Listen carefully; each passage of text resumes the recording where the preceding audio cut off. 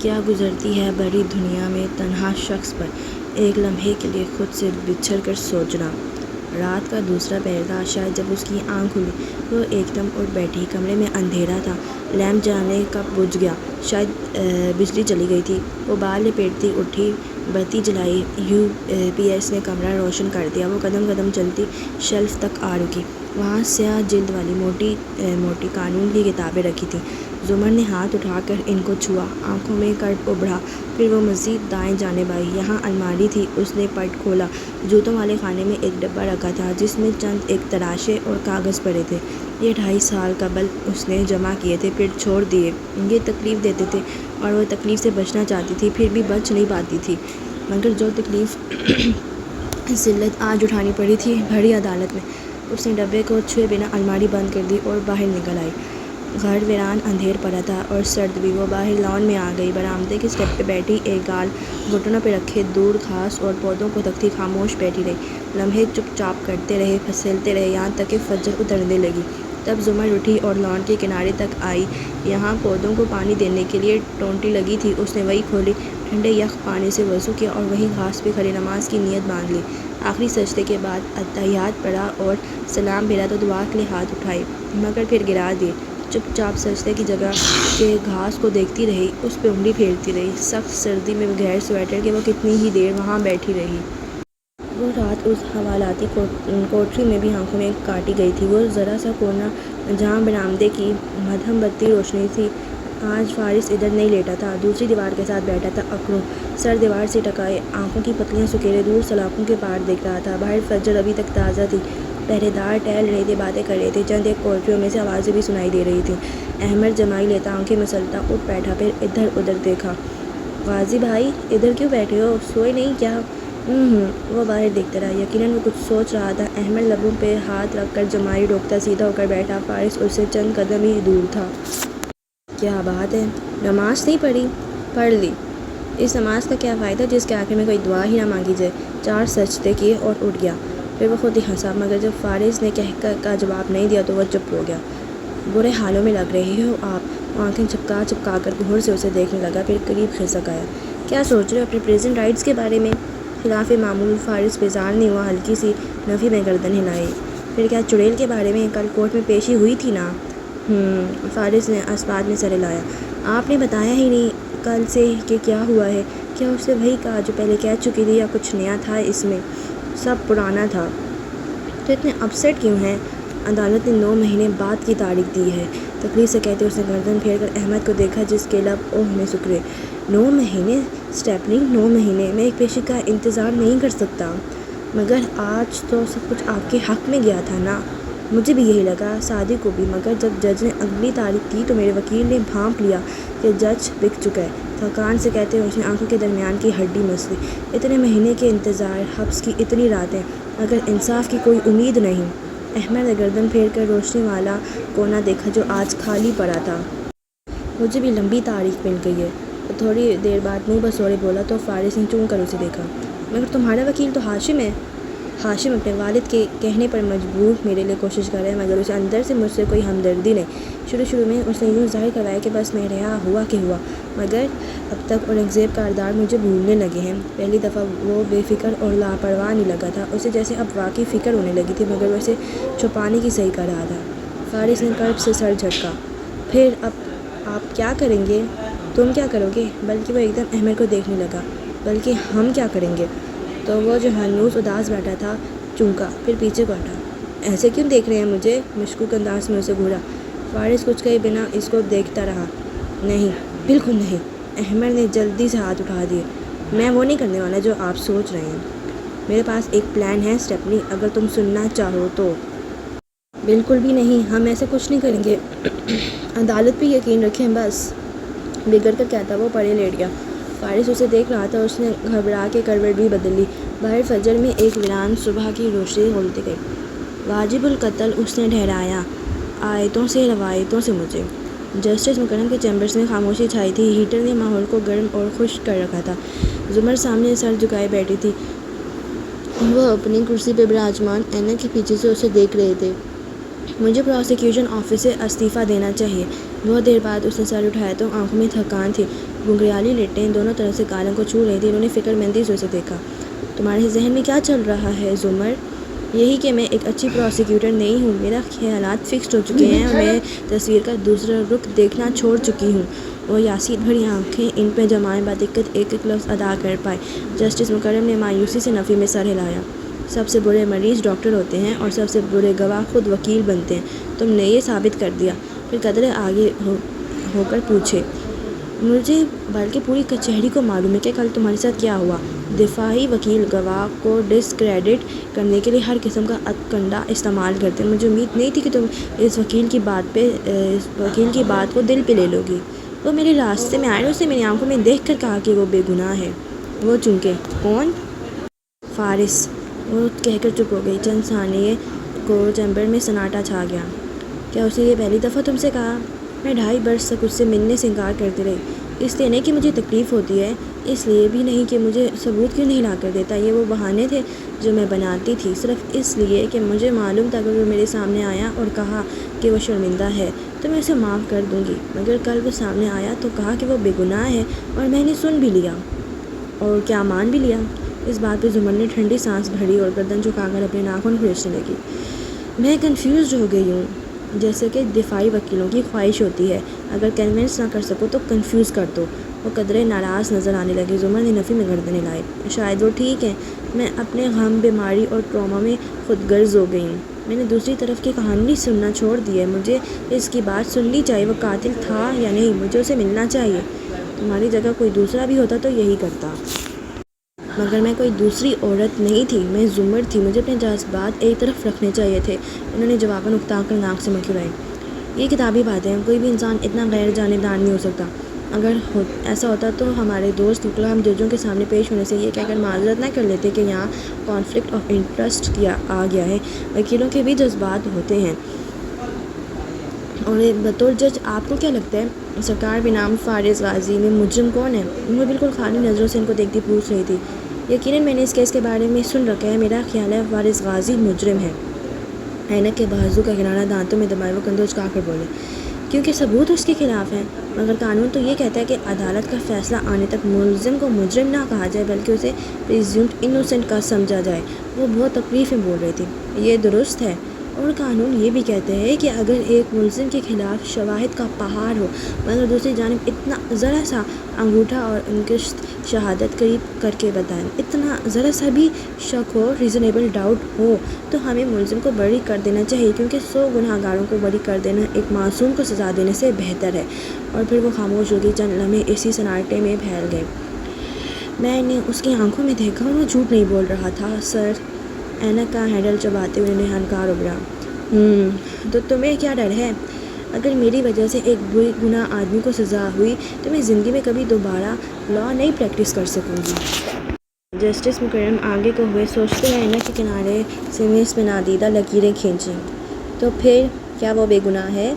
میرے پاس بہت کچھ ہے جو اس کو مجرم ثابت کرتا ہے میری نظروں میں، مگر ان کے پاس ریزنیبل ڈاؤٹ ہے. اور اگر میں ان دونوں کو ان پلڑوں میں رکھوں، میز پہ رکھے ڈیکوریشن ترازو کی سمت اشارہ کیا، تو رتی بھر شک کا پلڑا ہمیشہ جھک جائے گا. شک کیا ہے؟ وہ آواز جو میں نے سنی وہ جعلی تھی. یہ میرے لیے ماننا بہت مشکل ہے.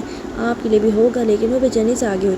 اب 2 باتیں ہیں. اول، قاتل فارسی تھا اور یہ آڈیو رد و بدل کے بعد پیش کی گئی ہے، اسی لیے وہ لوگ اس کا سورس نہیں بتا رہے. دوم، ایک گہری سانس لی. آڈیو اصلی ہے. وہ فارس نہیں تھا، وہ ایک جعلی آواز تھی. تمہارا دل کیا کہتا ہے؟ دل سے آخری فتویٰ لیا جاتا ہے، پہلا نہیں. مجھے معلوم ہے کہ وہی مجرم ہے، اسی نے کیا ہے یہ سب. لیکن اور یہیں آ کر اس کا پورا وجود کرب میں مبتلا ہو جاتا. تمہارے دل میں شک آ گیا ہے. زمر نے عزمات میں سر ہلایا. اور تم نے اس کا حل یہ سوچا ہے کہ تم فرار ہو جاؤ استعفیٰ دے کر؟ میں فرار نہیں ہو رہی. میں شاید اس کرسی کی مستحق نہیں ہوں. شاید پروسیکیوشن کی کرسی پہ بیٹھ کر میں دوسرا رخ دیکھنا چھوڑ چکی ہوں. جب عدالت میں اس وکیل نے یہ کہا کہ تمہارے اتنے کیسز کے فیصلے تمہارے خلاف آئے تو تم نے اسے سچ کیوں نہیں بتایا؟ اور سچ کیا تھا؟ وہ اداسی سے مسکرائی.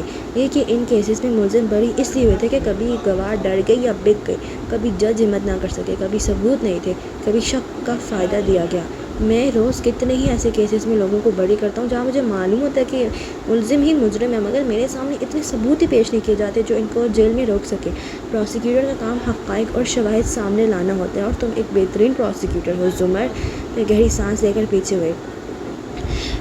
رہا فارس تو اس کا کیس تو اس کے خلاف اتنے ثبوت ہیں کہ تم نہ گواہی دیتی تب بھی وہ جیل میں ہوتا۔ پھر بھی اگر تمہیں لگتا ہے کہ اس کے بے گناہ ہونے کا ذرا سا بھی چانس ہے تو تم اپنی گواہی واپس لے لو اور جا کر ایک دفعہ اس کی بات سن لو۔ اگر وہ کہے کہ وہ بے گناہ ہے تو یقین مت کرنا، کیونکہ سب ملزم یہی کہتے ہیں، لیکن اگر اس کے علاوہ کوئی اور بات کہے تو دھیان سے سن لینا۔ زمر نے اس بات میں سر ہلایا اور اٹھ کھڑی ہوئی۔ تھینک یو سر، میں بہتر محسوس کر رہی ہوں، میں اپنی گواہی واپس لے لوں گی۔ گو کہ مجھے ابھی تک خود پہ یقین ہے، مگر اس کیس سے الگ ہونے کے لیے میں یہ ضرور کروں گی۔ کہتے ہوئے وہ پہلی دفعہ سکون سے مسکرائی۔ وہ باقی بہتر محسوس کر رہی تھی۔ اب کہ ہم بچھڑے تو شاید خوابوں میں ملیں، جس طرح سوکھے ہوئے پھول کتابوں میں ملیں۔ جیل کے برآمدے میں معمول کی آوازیں گونج رہی تھیں۔ صحن میں قیدی ادھر ادھر چلتے پھرتے کام کرتے دکھائی دے رہے تھے۔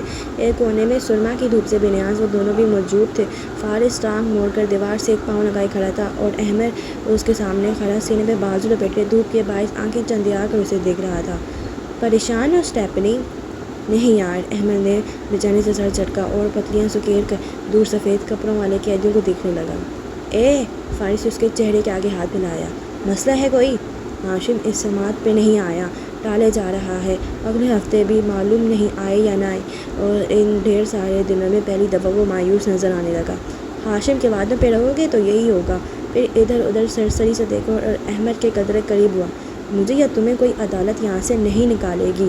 ابھی بھی وقت ہے، میرے پلان کے بارے میں سوچو۔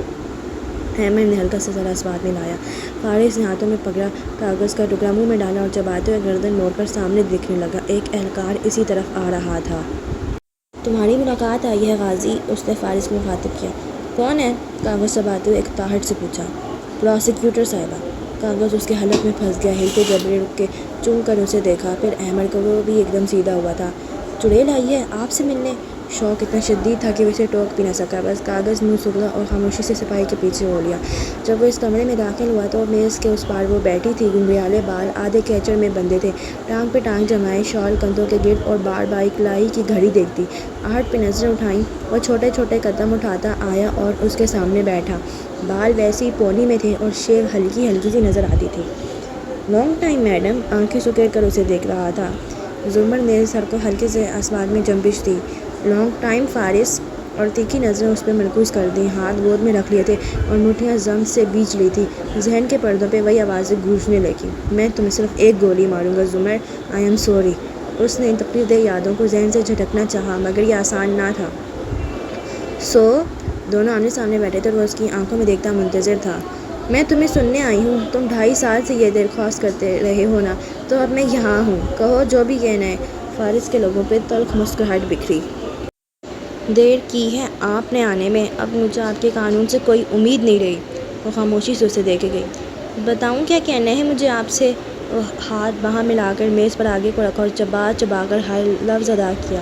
یہی کہ میری بیوی کی موت کی ذمہ دار بھی آپ ہیں۔ آپ کو چاہیے تھا کہ آپ اس کا ہاتھ پکڑیں اور وہاں سے بھاگ جاتی۔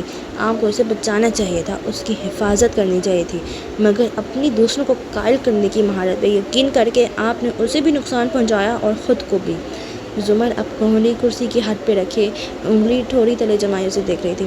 میرے پاس اپنے دفاع میں کہنے کو کوئی لمبی چوڑی بات نہیں ہے۔ دل اچاٹ ہو گیا اس قانون سے۔ صرف اتنا کہوں گا کہ 3 سال آپ کے شہر میں گزارے۔ اتنا تو جانتی تھیں آپ مجھے ایک دفعہ میری بات سن لیتی، اتنا تو یاد رکھتی کہ آپ میری ٹیچر تھیں، ایک دفعہ تو تصویر کا دوسرا رخ دیکھتی۔ وہ پھر رکا کہ شاید وہ کچھ بولے، مگر وہ چپ چاپ سن رہی تھی۔ ناک کی لونگ ہنوز دمک رہی تھی۔ فارس اس لونگ پہ نظریں جمائے تو لہجے کی کڑواہٹ ظاہر ہونے لگی۔ اعصاب قدرے ڈھیلے پڑے۔ مجھے قاتل سمجھتی ہیں تو سمجھے میڈم، جو دل میں آئے سمجھیں، مگر ایک دفعہ میرے کیس کو ضرور دیکھیں، اور وہ بھی خود دیکھیں۔ وہ واپس پیچھے ہوا۔ کچھ کہیں گی نہیں آپ؟ اب کہ اس کا لہجہ دھیما تھا، نرم تھا۔ میں کہنے نہیں، سننے آئی تھی، کیونکہ اگر کہنے میں آئی تو آواز باہر تک جائے گی۔ وہ گہری سانس لیتی ٹھنڈے انداز میں وہ کھڑی ہوئی۔ اسمارٹ نظروں سے اس کی آنکھوں کو دیکھا۔ یقیناً تم کہہ چکے ہو جو کہنا تھا۔ سے ملاقات ختم ہوئی اور کرسی دھکیل کر دروازے کی طرف بڑھ گئی۔ فارس نے بےحد تکلیف سے اسے جاتے دیکھا اور بنا آنکھیں میچ کر گردن جھکا دی۔ جب وہ واپس آیا تو احمد سین کے اس کونے میں منتظر سا ٹھہر رہا تھا۔ اسے آتے دیکھ کر بے چینی سے لبکا۔ کیا کہہ رہی تھی چڑیل؟ امید اور خوشی سے اس نے پوچھا۔ وہ اپنے ضمیر کو مطمئن کرنے آئی تھی، ورنہ اسے اب بھی یقین ہے کہ میں مجرم ہوں۔ احمد کی آنکھوں میں الجھن ابھری۔ مگر کیا کہا اس نے؟ کچھ نہیں، کیونکہ اگر کچھ کہے گی تو آوازیں باہر تک جائیں گی۔ وہ دیوار سے کمر لگا کر کھڑا ہو گیا، انداز ڈھیلا ڈھیلا سا تھا۔ لیکن وہ آئی تو صحیح نا، آہستہ آہستہ ہی انسان پگھلتا ہے۔ وہ پھر نہیں آئے گی اسٹیفنی، مجھے ایک موقع ملا اور میں نے وہ بھی گنوا دیا۔ اسے قائل نہیں کر سکا میں۔ اور گردن موڑ کر آنکھیں سکیرے دھوپ کی سمت دیکھنے لگا۔ امید کی کرنیں اب سورج سے بھی نکلنا بند ہو گئی تھی۔ لیکن چڑیل کو چاہیے تھا کہ اگر تم نے ایک دفعہ پھر اس کو چڑیل کہا تو میں اپنا ہاتھ تمہارے جبڑے تک لے جانے پہ مجبور ہو جاؤں گا، اور اس کے نتیجے میں اپنے 2-3 دانت گنوا دو گے تم۔ وہ جتنے تحمل سے بولا تھا، احمد کی چلتی زبان اسی تیزی سے بند ہوئی تھی۔ پھر اوں کہہ کر سر جھٹکا۔ سیف اندازے بیان رنگ بدل دیتے ہیں، ورنہ دنیا میں کوئی نئی بات نہیں۔ زمر گھر میں داخل ہوئی تو لاؤنج سے آوازیں آ رہی تھی۔ حنین آئی ہوئی تھی، وہ اسی طرف آ گئی۔ بڑے ابا ویل چیئر پہ بیٹھے مسکرا کر اسے دیکھ رہے تھے اور ہنا پیر صوفے پہ رکھ کے بیٹھی ان کو کسی کورین ڈرامے کی کہانی سنا رہی تھی، خوب مزے سے، مسکرا کر، آنکھیں گھما کر۔ زمر کو چوکھٹ میں دیکھ کر اس کی بولتی بند ہوئی۔ سنجیدہ ہو کر پاؤں اتارے آہستہ سے سلام کیا۔ ابا نے مڑ کر دیکھا، وہ تھکی سی سامنے صوفے پہ آ بیٹھی۔ تمہیں دیر ہو گئی آج؟ انہوں نے پوچھا۔ حنین سر جھکا کر اپنے ہاتھوں کو دیکھنے لگی۔ میں کورٹ سے سیدھا جیل چلی گئی تھی فارس سے ملنے۔ حنین نے کرن کھا کر سر اٹھایا اور سرسری سا بتا کر صداقت کو آواز دینے لگی کہ اس کی چیزیں لے جائے۔ فارس سے؟ کیا بات ہوئی؟ ابا کے بے یقین الفاظ اٹکے۔ وہ چاہتا تھا میں اس کو سن لوں، میں نے سن لیا۔ صداقت اندر آیا تو اسے چیزیں تھمانے لگی۔ ہنا جلدی سے آگے ہوئی، ساری ناراضگی بلا کر تیزی سے پوچھا۔ اور کیا مان بھی لیا؟ اس نے کہا کہ وہ بے گناہ ہے بس، اور جیل میں کوئی ایسا شخص موجود نہیں جو یہ فقرہ منتر کی طرح نہ دہراتا ہو۔ وہ تھکان سے کن پٹی مسلتی کہہ رہی تھی۔ پھپھو میں ان کے ساتھ تھی، میں نے پولیس کو بتایا بھی تھا کہ وہ بے گناہ ہیں، وہ تڑپ کر بولی۔ زمر نے آنکھیں کھول کر اسے دیکھا، انگلی سے برابر کن پٹی مسلتی رہی۔ ہنا بچے، میں تمہیں کٹہرے میں نہیں کھڑا کرنا چاہتی، مگر آپ ایک دفعہ مجھ سے تو پوچھیں کہ کیا ہوا تھا۔ اوکے حنین یوسف، اس نے سر اس بات میں لایا، پیچھے ہو کر بیٹھی، ٹانگ پہ ٹانگ جمائے۔ شروع کرتے ہیں پھر؟ حنین نے کمر سیدھی کر لی۔ بڑے ابا خاموش سے بے بسی سے ان دونوں کو دیکھنے لگے جو آمنے سامنے بیٹھی تھیں، اور دونوں کے درمیان بہت سا فاصلہ تھا۔ اس روز جب مجھ پہ فائرنگ کی گئی تم ہوٹل کے کمرے میں تھیں، 1 سے 3:30 بجے تک تقریباً؟ جی، اس نے گردن کرائی۔ اور اس دوران فارس کہیں نہیں گیا؟ زمر سنجیدگی سے سوال کر رہی تھی۔ نہیں، وہ ہمارے ساتھ تھے۔ اور اس دوران تم بھی کہیں اٹھ کر نہیں گئی؟ جی نہیں۔ تم سارا وقت اسی کمرے میں تھی؟ جی۔ اور اس دوران تم نے فارس سے نظر نہیں ہٹائی؟ فارس اور علیشہ کے سوا کسی سے کوئی بات بھی نہیں کی؟ نہیں۔ پولیس کو بھی تم نے بالکل یہی کہا تھا، کیا میں اسے تمہارا حتمی بیان تصور کر لوں؟ جی میم پروسیکیوٹر، کافی اعتماد سے گردن کرائے وہ بولی۔ زمر نے آنکھیں میچیں، گہری سانس لی اور اٹھ کر باہر نکل گئی۔ چند لمحے بعد وہ دوبارہ کمرے میں آئی تو اس کے ہاتھ میں وہی باکس تھا جو وہ الماری میں جوتوں کے خانے میں رکھتی تھی۔ یہ تمہاری امی کے موبائل کا بل ہے، وہ بل جو اس روز تمہارے پاس تھا۔ حنین نے قدرے حیرت سے وہ کاغذ تھاما اور جب اس پہ نگاہیں دوڑائیں تو اس کا چہرہ سفید پڑنے لگا۔ تم نے پولیس کو بھی کہا کہ تم نے اس دوران کسی سے کوئی بات نہیں کی، یعنی ایک لمحے کو بھی تم فارس سے غافل نہیں تھی، جبکہ اس بل کے مطابق تم نے 1:30 بجے اپنے گھر 4 منٹ اور 2:45 بجے اپنے ایک دوست کو 10 منٹ کے لیے کال کی۔ پھر ایک دوسرا کاغذ اس کے سامنے کیا۔ یہ اس ہوٹل کی لابی کی CCTV کیمرے کا ایک سٹل امیج ہے، اس میں تم نیچے بک شاپ میں کھڑی دکھائی دے رہی ہو اور وقت ہوا ہے 2:17۔ اگر تم نے کہا تھا کہ تم اس دوران کمرے سے کہیں نہیں گئی، میں بتانا بھول گئی تھی، اور یہ فائرنگ سے بہت پہلے کا وقت ہے۔ اس نے بجھے چہرے کے ساتھ وضاحت دینے کی کوشش کی۔ ہے نا بچے، میں نے تم سے اس بارے میں کوئی بات نہیں کی، اس لیے نہیں کی کیونکہ میں جانتی تھی تم 2.5 گھنٹے کمرے میں ٹک کر نہیں بیٹھ سکتی۔ میں بھی یہ جانتی ہوں کہ تم نے یہ باتیں کیوں نہیں بتائیں، تم فارس کو پروٹیکٹ کرنا چاہتی تھی۔ مگر ہے نا، یہ گواہی کا معاملہ ہے، اور گواہی کے معاملے میں ہمیں اگر کسی ایک بات جھوٹ معلوم ہو تو اس کی باقی ساری باتیں بھی سچی نہیں رہتی۔ میں تھک گئی ہوں، آرام کرنے جا رہی ہوں، آپ لوگ باتیں کریں، وہ نرمی سے کہتی کاغذات واپس ڈبے میں ڈالتی اٹھ گئی۔ حنین چہرہ جھکائی کتنی ہی دیر اسی طرح بیٹھی رہی، اور ابا وہ بس افسوس سے اسے دیکھتے رہے۔ اگر ان کے خاندان کے سارے لوگ ایک دن کے لیے اپنی ذہانت پہ بھروسہ کرنا چھوڑ دیں تو کتنا اچھا ہو۔ میں چاہتی ہوں میرا عکس مجھ کو لوٹا دے، وہ آئینہ جسے ایک بار میں نے دیکھا تھا، اس روز چھوٹے باغیچے والے گھر میں حنین کی چیخ پکار لگی تھی۔ اپنے کمرے کی ساری الماریاں الٹ پلٹ کیے وہ کاغذات ڈھونڈ رہی تھی۔ میٹرک کی سند، بے فارم شناختی کارڈ، ہمیشہ داخلے کی آخری تاریخ سر پہ آئی کھڑی تھی اور وہ اس کے کاغذات نہیں مل رہے تھے۔ 29 اس تلاش میں کتنے عرصے کی کھوئی ہوئی درجنوں چیزیں مل جاتی مگر شعر داد رہتی۔ کتنی دفعہ کہا ہے اپنی چیزیں ترتیب سے جوڑ کر رکھا کرو۔ لوگوں کی بیٹیوں کو دیکھیں کبھی کیسے ہر چیز۔ امی کی ڈانٹ شروع ہو گئی تھی جسے سادی بیک گراؤنڈ میوزک کہا کرتا تھا، کچن سے سنائی دے رہی تھی۔ سیم کمرے میں داخل ہوا۔ ہنا، یہ تمہارے لیے کوریئر آیا ہے امریکہ سے۔ وہ جو الماری میں سر دے بیٹھی تھی چونکی، پھر سب چھوڑ چھاڑ کر اس کی طرف آئی۔ سیم اتنا خوش تو تھا نہیں کہ ڈبہ رکھ جاتا، اطلاع دینے کے ساتھ ساتھ کھول بھی رہا تھا۔ اس نے درستی سے وہ جھپٹا، اسے کمرے سے بھگایا اور پھر خود کھولنے لگی۔ اندر ایک چھوٹی ڈبی تھی، اس میں ایک کی چین تھی، علیشا کی کی چین، ساتھ میں طے شدہ خط۔ دھڑکتے دل سے حنین نے کاغذ کی تہیں کھولیں۔ ڈیئر حنین، ممی سے معلوم ہوا کہ 2.5 سال بعد تمہارا فون آیا ہے۔ سن کر خوشی ہوئی۔ میں اس دور سے نکل چکی ہوں جب ای میل اور ٹیکسٹ کیا کرتی تھی۔ جہاں اس جیل میں مجھے خط لکھنا زیادہ سکون لگا، اس لیے لکھ رہی ہوں۔ کم از کم تم اسے پڑھے بغیر مٹا تو نہیں سکو گی۔ حنین وہیں زمین پہ پھیلی چیزوں کے درمیان بیٹھ گئی اور گویا سانس رو کے پڑھتی گئی۔ میں اپنا کی چین تمہیں بھیج رہی ہوں، یہ میرے انتقام کے عزم کی نشانی ہے۔ جب ہاشم نے تمہارے سامنے مجھے بے عزت کر کے نکالا تو میں نے سوچا تھا کہ تم بھی اپنی پھپھو جیسی ہو۔ جیسے اس نے فارس کی بات نہیں سنی، ویسے ہی تم نے بھی میری نہیں سنی، مگر تم دونوں اپنی جگہ ٹھیک ہو۔ کافی عرصہ میں نے سوچا کہ ہاشم سے اس بات کا بدلہ لوں، مگر پھر میں نے جان لیا کہ میں اتنی کمزور اور خوفزدہ سی لڑکی ہوں کہ کسی کا کچھ نہیں بگاڑ سکتی۔ سو میں نے بدلے کی تمنا کو ترک کر دیا۔ یہ کی چین بھی تمہیں دے رہی ہوں، سب لوگوں میں سے صرف تمہیں۔ لاکٹ بھی اس لیے تمہیں دیا تھا کہ ایک دن ہم محرم راز بن جائیں گے اور تم میرے ساتھ کھڑی ہوگی، پھر مجھے میرا حق مل جائے گا۔ مگر وہ دن اب کبھی نہیں آئے گا حنین۔ مایوسی انسان کو تباہ کر دیتی ہے، مجھے بھی کر دیا۔ میں نے ڈرگز میں فرار چاہی، جرائم میں چاہی، اب لگتا ہے کہ زندگی ضائع کر دی۔ تمہیں یہی بتانے کو خط لکھ رہی ہوں کیونکہ مجھ میں اور تم میں ذہانت کے علاوہ اور بھی کچھ مشترک ہے، ہماری برائی کی طرف مائل ہونے والی طبیعت۔ کہتے ہیں ہر انسان کے اندر 2 بھیڑیے ہوتے ہیں، ایک اچھائی کا، دوسرے برائی کا۔ غالب وہی رہتے جس کو ہم کھلاتے پلاتے ہیں۔ میں تمہیں بتاؤں حنین، میرے اندر کا منفی بھیڑیا غالب آ گیا اور میں نے وہ کر دیا جسے دنیا جرم کہے، دھوکے باز کہے یا ڈرگز کہے، مگر خدا اسے ایک ہی لفظ سے پکارتا ہے، گناہ۔ اور میں تمہیں بتاؤں، تمہارا بھی بدی کا بحیرہ جلد یا ابدل غالب آئے گا، اس لیے متنبہ کر رہی ہوں، گناہ مت کرنا، کسی کی کمزوری کو شکار مت کرنا، کسی کی اچھی نیچر سے فائدہ مت اٹھانا۔ اور میں یہ بھی جانتی ہوں کہ تم ایسا ضرور کرو گی کیونکہ تم بھی ایول جینیس ہو، شاید مجھ سے بھی زیادہ۔ تو بس اتنا جان لو کہ حنین، ہر گناہ صرف توبہ کر لینے سے معاف نہیں ہو جاتا، بڑے گناہوں کے بڑے کفارے ہوتے ہیں۔ سو کچھ بھی غلط مت کرنا کیونکہ کفارے دیتے تمہاری زندگی بیت جائے گی اور غم نہیں ہوگا۔ مجھے اس خط کا جواب مت دینا، میں اس قید میں کچھ عرصہ مزید رہنا چاہتی ہوں، کسی بھی تعلق کی امید کے بغیر۔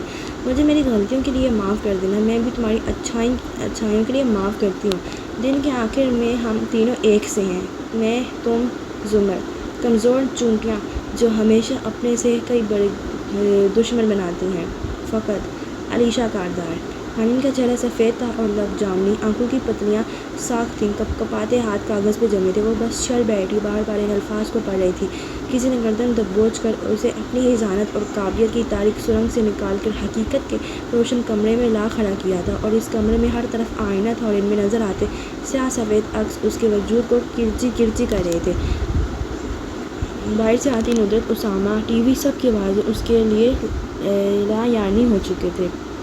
وہ نمک کا مجسمہ بنی اس کاغذ کو ہاتھ میں لیے فرش پہ بیٹھی تھی۔ میٹرک، ایف ایس سی کی رزلٹ کارڈ، بہترین طالبہ کے سرٹیفکیٹ، فلاں اور فلاں ایوارڈ، سب اس کے آس پاس ہی بکھرا تھا، اور وہ ان سب جھوٹے کاغذوں کے ڈھیر میں ایک سچے پرچے کو پکڑے بیٹھی تھی۔ زندگی میں پہلی دفعہ حنین ذوالفقار یوسف خان نے خود سے سوال کیا، وہی جو وارث ماموں کے قتل کی رات فارس سے ہوٹل میں تب پوچھا تھا جب اس نے لونگ کا ذکر کیا تھا۔ تم کون ہو حنین؟ اور ارد گرد لگے آئینوں کی دیواریں کہہ رہی تھیں، ایک کمزور کا شکار کرنے والی غارت گر، ایک بے بس انسان کی جان لینے والی حنین۔ خود سے بھی کوئی ربط نہیں میرا ان دنوں، تجھ سے تعلقات کی تجدید کیا کروں؟ پبلک پروسیکیوشن آفس کی کھڑکی سے سرما کی دھوپ چھن کر آتی میزوں پہ رکھی فائلوں کو چمکا رہی تھی، مگر موسم سے بنیاد زمر سنجیدگی سے بصیرت صاحب سے وہ پوچھ رہی تھی جو ان کو الجھا رہا تھا، کیا آپ نے اس کیس میں کسی دوسرے مشکوک شخص کو چیک کیا تھا؟ زمر، یہ رکھی ہے ساری فائلز، انہوں نے جیسے ہاتھ اٹھا دیا، اور آپ جس دن کہیں میں یہ کیس آپ کو دینے کو تیار ہوں، اوپر بات کر لوں گا میں۔ مجھے یہ کیس فائلز نہیں دیکھنی، نہ یہ کیس چاہیے۔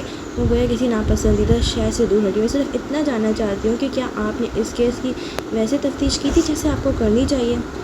کیا آپ کو فائلز کے قاتل ہونے پہ شبہ ہے؟ وہ حیران تھے۔ نہیں، مگر میرے خیالات سے فرق نہیں پڑتا۔ میں اس کیس کی پروسیکیوٹر نہیں ہوں، آپ ہیں، میں وکٹم ہوں۔ دوسرا رخ نہیں دیکھنا چاہتی، مگر آپ کو ہر رخ دیکھنا چاہیے۔ میں یہ پوچھ رہی ہوں کہ آپ نے کسی دوسرے سسپیکٹ کو چیک کیا تھا؟ ظاہر ہے میں نے کیا تھا، ہر اس شخص کو جس کا کیس سے ذرا سا بھی تعلق بنتا تھا۔ وہ پھر کوئی فائل اٹھانے لگے، مگر زمر نے ہاتھ اٹھا کر انہیں روک دیا۔ مجھے کوئی فائل نہیں دیکھنی، میں نے خود کو اس کیس سے تعلق کر لیا۔ مجھے بس زبانی بتا دیں کہ آپ کو کوئی ایسی چیز ملی جو فائل اس کو بے گناہ ثابت کرتی ہو۔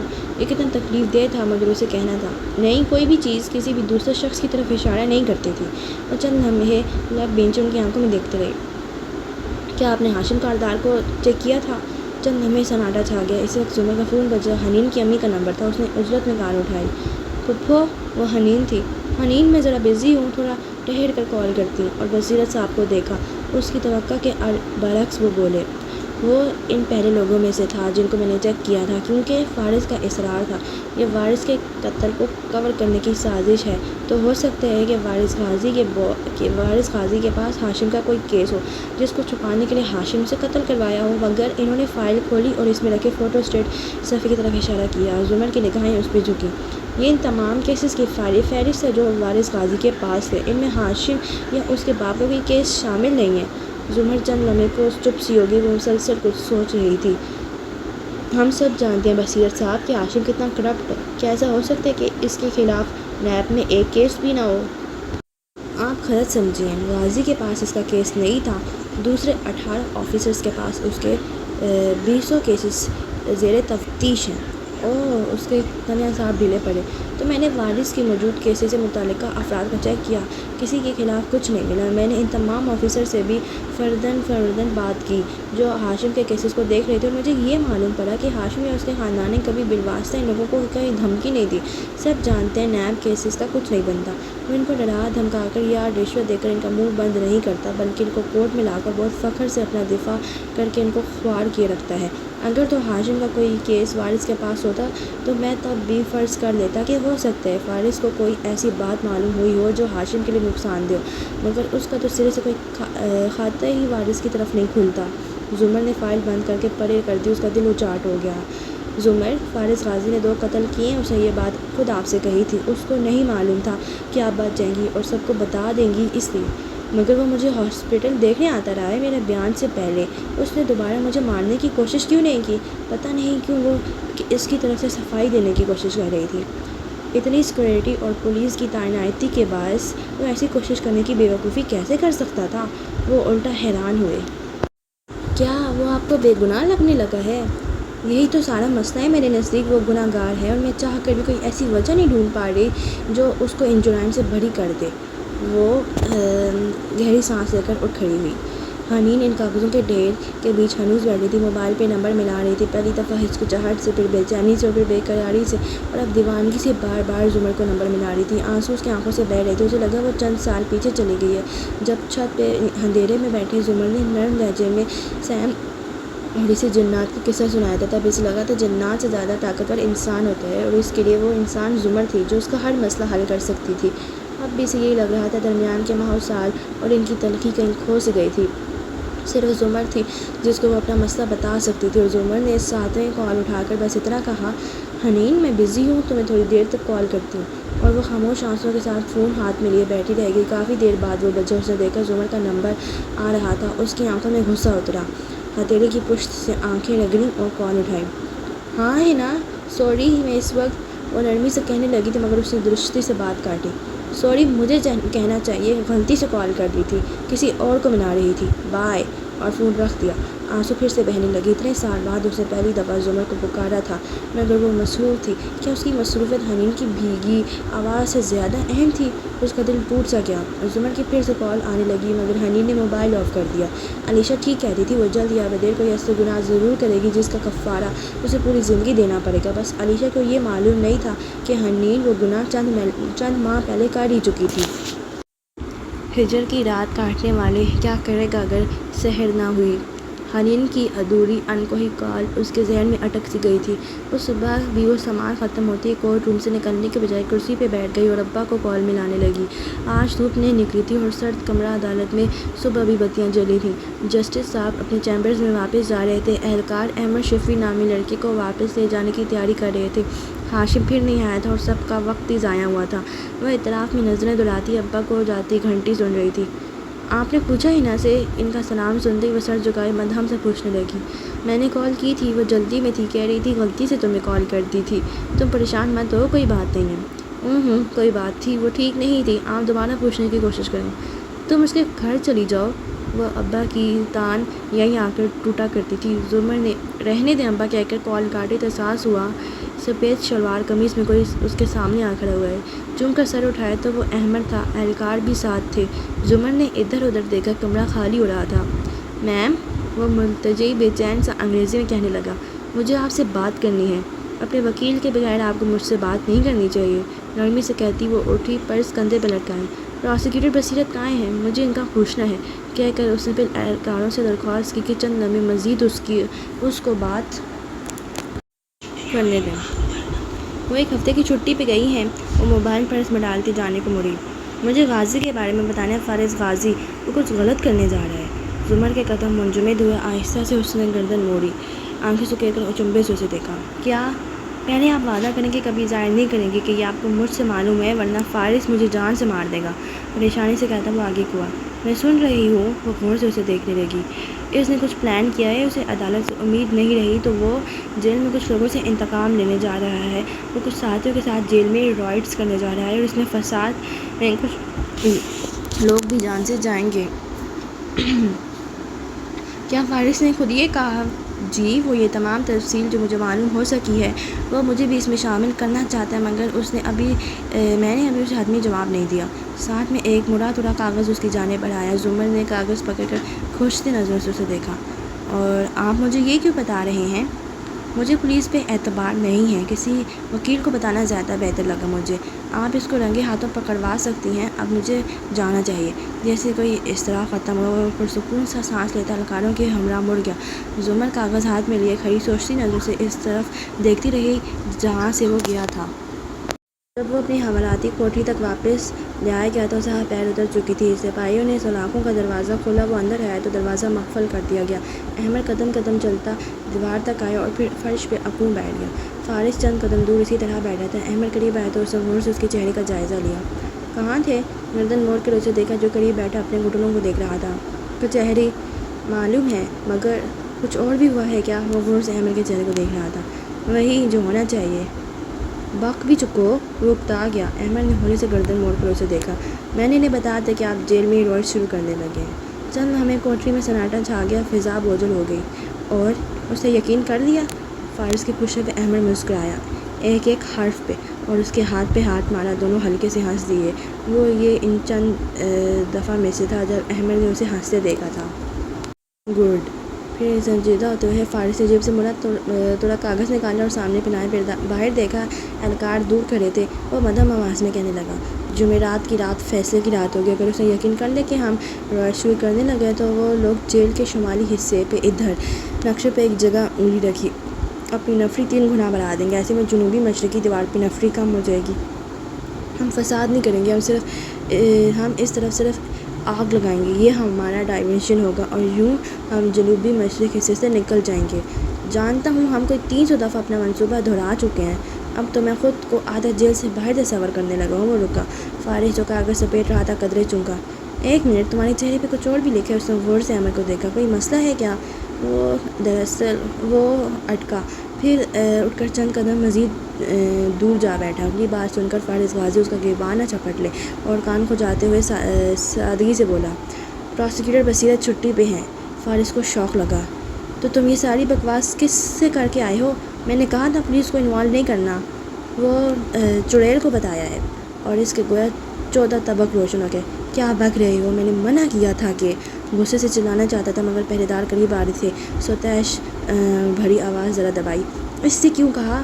اگر آپ اپنا غصہ ایک طرف رکھ کے میری بات سنیں تو زیادہ اچھا ہوگا۔ پوری کچہری میں سب سے زیادہ آپ کو سزا کون دلوانا چاہتا ہے؟ ظاہر ہے چڑیل۔ بصیرت صاحب شاید میری بات پہ کان ہی نہ دھرتے مگر وہ دھرے گی۔ اسے اس سے بہتر موقع نہیں ملے گا آپ کو سزا دلوانے کو۔ اور پھر بصیرت صاحب تھے ہی نہیں، ہفتے بعد آئیں گے اور میں ہفتے بعد ان سے کیسے ملوں گا؟